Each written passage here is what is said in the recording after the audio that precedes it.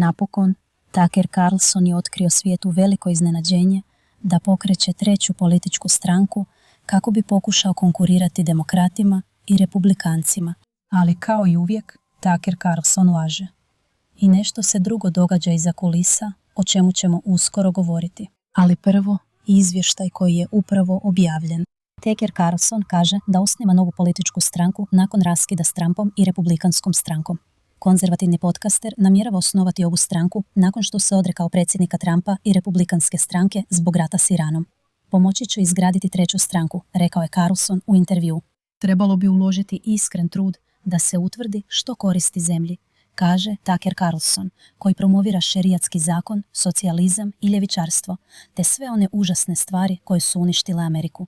Ali nemojmo obraćati pažnju na to. Zaboravimo na to na trenutak. Ovo je naravno čovjek koji zna što zapravo koristi Americi. Bivši voditelj Fox Newsa tvrdi da su, kada je riječ o dva pitanja koja smatra najvažnijima za Amerikance, rat i financije, demokrati i republikanci u potpunom jedinstvu jedni s drugima. Zaista? Pogledaj demokratske socijaliste Amerike koji osvajaju mjesta demokrata diljem Amerike. I onda mi reci, misliš li da to zvuči imalo konzervativno?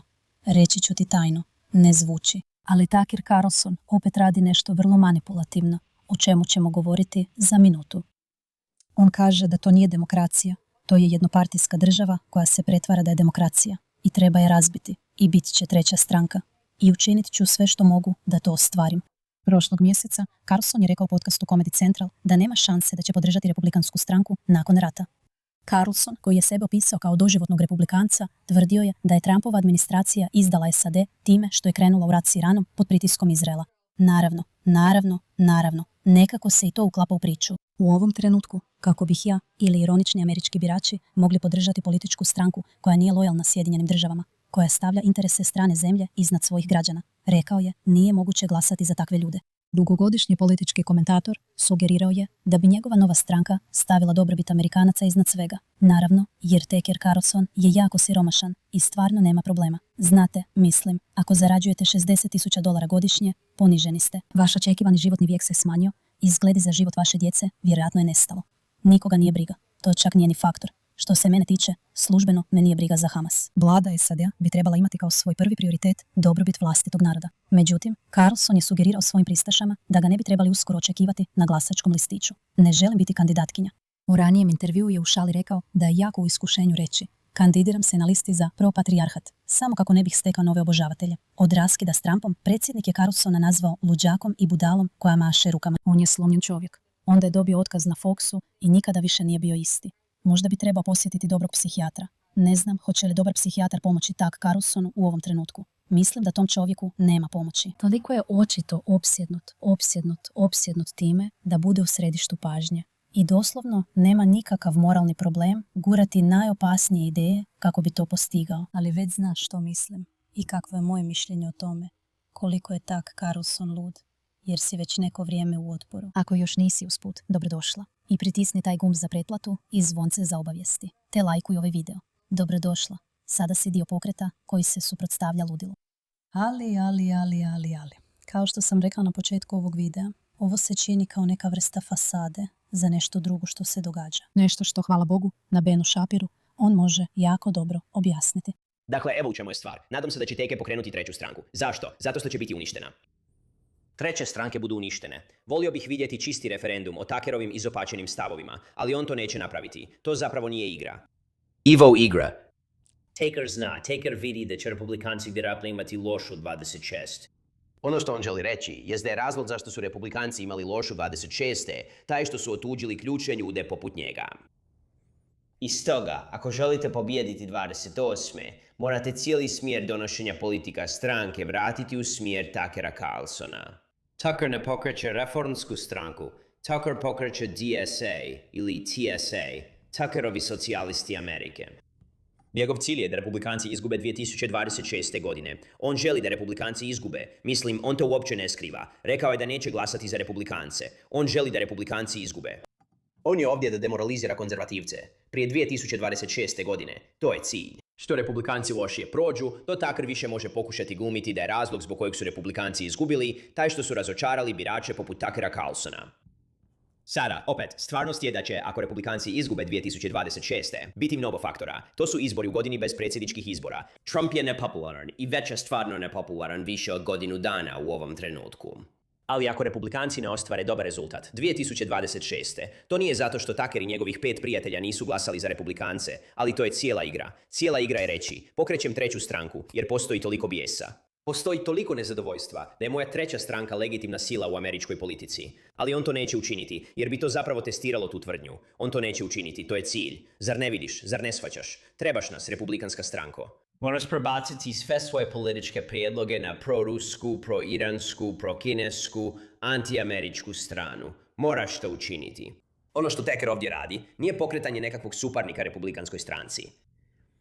On stoji izvan republikanske stranke i onda kaže da smo izgubili zato što mu je nisu dali. To je cilj.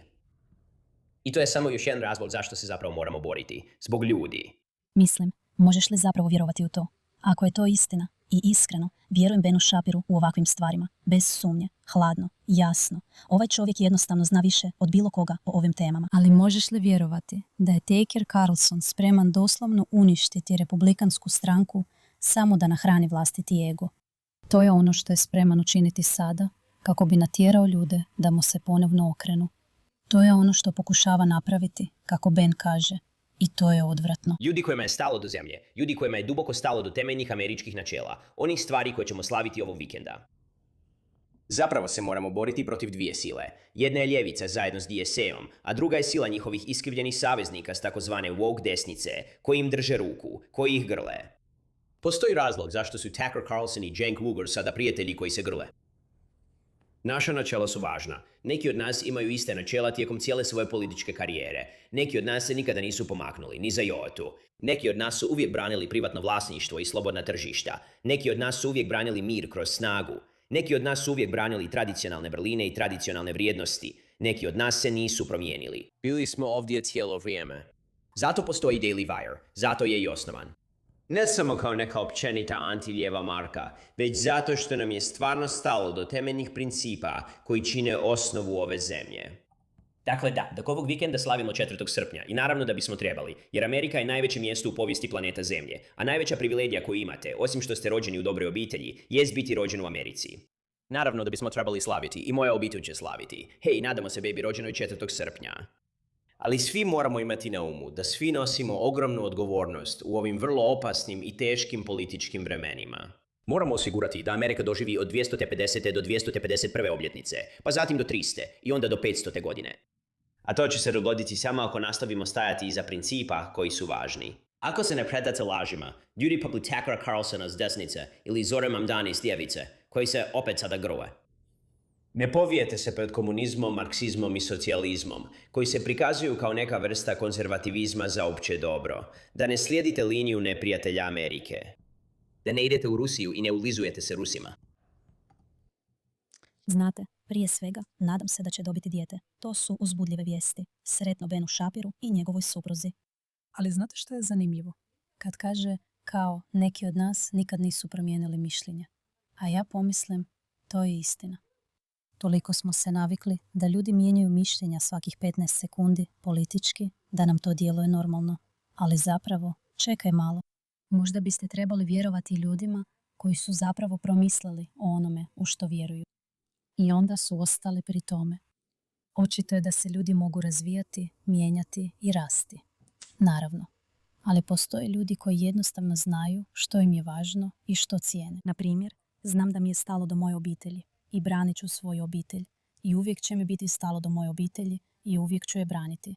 Znam da je to istina. Može li se dogoditi nešto stvarno čudno? Mislim, ne. Uvijek ću voljeti svoju obitelj i uvijek ću štititi svoju obitelj i uvijek ću ih braniti. I znam da to vrijedi za vrijednosti, za moje društvo, za stvari do kojih mi je stalo. I znam da to vrijedi za Bena i Daily Wire i za stvari do kojih je njima stalo. I znam sigurno da to ne vrijedi za tipove poput Tuckera Carlsona. Hvala vam na pažnji u vezi s ovim pitanjem.